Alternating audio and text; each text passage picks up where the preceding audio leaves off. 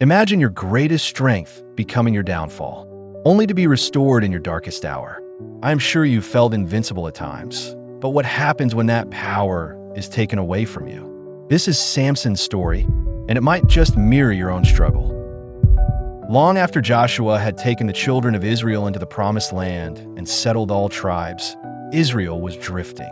In an era when Israel had no kings and tribes wandered under the weight of their own choices, the children of Israel did evil in the sight of the Lord. And like every time when sin is allowed to fester, there were serious consequences. In this case, Israel was under siege and was eventually delivered into the hands of the Philistines for 40 years. But God had mercy on them. He decided to send them a savior. Only this time, it would be on his own terms. At that time, there was a man named Manoah from the hill country of Zorah, a member of the tribe of Dan. His wife was barren and childless. But an angel of the Lord appeared to her with great news. He told her she was pregnant with a son and that her son would deliver Israel from the Philistines. However, the baby was going to be raised differently because he was unique. She informed her husband of the strange situation, and he prayed to God, who sent instructions on how to raise the baby. From the moment he was born, Samson was marked by the Nazirite vow: no wine, no razor to his head, set apart for the Lord. His very hair was the banner of his calling. As the boy grew, God blessed him. Even as a boy, his strength was legendary. It was like a force of nature unleashed. However, strength without wisdom is a fragile thing. As a young adult, Samson went up to Timnah for a wedding. There he met and was fixated on a young woman from the city. He went up and told his father and mother that he had seen a woman from Timnah, one of the Philistine daughters, and they should get her for him as a wife. Although his parents were concerned, he would not back down. He said the woman pleased him. Naturally, the parents were troubled, but they did not know that it was of the Lord. It was time to move against the Philistines, and God wanted to create the perfect storm. While Samson and his parents went to Timnah, Samson was attacked by a lion at the vineyards of Timnah. The Spirit of the Lord came upon him, and he tore the lion apart as one would have torn apart a young goat, though he had nothing in his hand. But he did not tell his parents what he had done. He was attacked by a lion, but his parents were not aware. After some time, he went to see her again. This time, he made a little detour to see what was left of the carcass of a lion.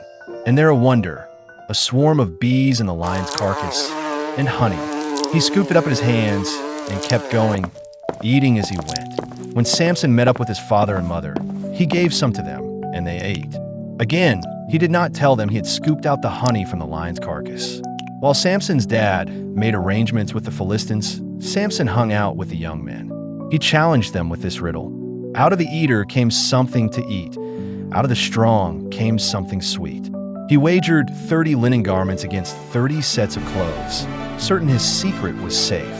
When they couldn't solve it, they coerced his bride into revealing the answer. The young men of the Philistines had threatened to burn her father's house and her entire family. She was able to get it out of him, but in rage, Samson struck down 30 Philistines, gave their clothes to the men who had solved the riddle, and stormed off. With the trust shattered and marriage destroyed, the fire inside him grew. Following the fallout, Samson's wife was given to another man, his best man at the wedding.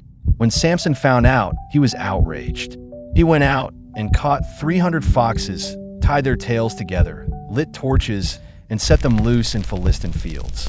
Grain, vineyards, and olive groves were all burned to ash. In retaliation, the Philistines burned his wife and her father. So Samson said to them, "Since you would do a thing like this, I will surely take revenge on you, and after that I will cease." He attacked them hip and thigh with a great slaughter. Then he went down and dwelt in the cleft of the rock of Etam. But the Philistines were not having that. They wanted their pound of flesh.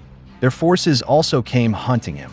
To avoid war, 3,000 men of Judah tied up Samson to hand him over. As the enemy approached, he snapped the ropes like burnt twine. With a jawbone, he struck down 1,000 men. Alone, panting, surrounded by corpses, he cried out, "Shall I die of thirst after such a victory?" God answered, even in Samson's anger, even in his pride. After that, he judged Israel for 20 years. but the cracks in his character deepened. Now, after a while, Samson visited Gaza, an enemy territory. Trapped inside by nightfall, soldiers waited at the gate to seize him at dawn. At midnight, he rose, tore the gates from their posts, and carried them to the hilltop opposite Hebron. Samson was a man impossible to stop, yet still enslaved by his appetites. When the Philistines knew what these appetites were, they decided to explore them. You may be dealing with appetites, some recent, while some may have been there for a long time. The problem with these appetites is that the devil can exploit them, and when he is successful, it can become a world of hurt for you. In the case of Samson, the Philistines paid Delilah. Paid by Philistine lords, she seduced him and began her deadly game of finding out his weakness. She would ask, "What makes you strong?" He would tell her, and she would try it. When the Philistines would come, he would break free and kill them. 3 times she tested him. 3 times he lied. Still, he didn't leave. Day after day, she wore him down with tears and flattery until he couldn't take it anymore. On the 4th plea, weary and enticed, Samson spoke the truth. "If my hair is shaved, I will become weak like any other man." As he slept, she called for the blade and shaved his head. When she was done, she invited the Philistines like before and shouted, "The Philistines are upon you," but he awoke powerless. The Lord had left him. The Philistines wasted no time. They gouged out his eyes. The strongest man in Israel became a blind grinder in a Philistine prison. But in that darkness, no longer proud, no longer running, Samson remembered his God. His hair returned, and so did humility. Samson called out to God, not for glory, but for mercy. The Philistines brought him out to entertain them. Israel's fallen champion made a clown. But Samson asked to rest against the pillars. He prayed, "Sovereign Lord, remember me. Please strengthen me once more." With one last surge of strength, he pushed. The temple cracked, split, and crashed down. All the lords of the Philistines died that day, and so did Samson. In death, he won his greatest victory. We're all tempted to rely on our own strength to chase the next victory, the next thrill, only to find it slipping away.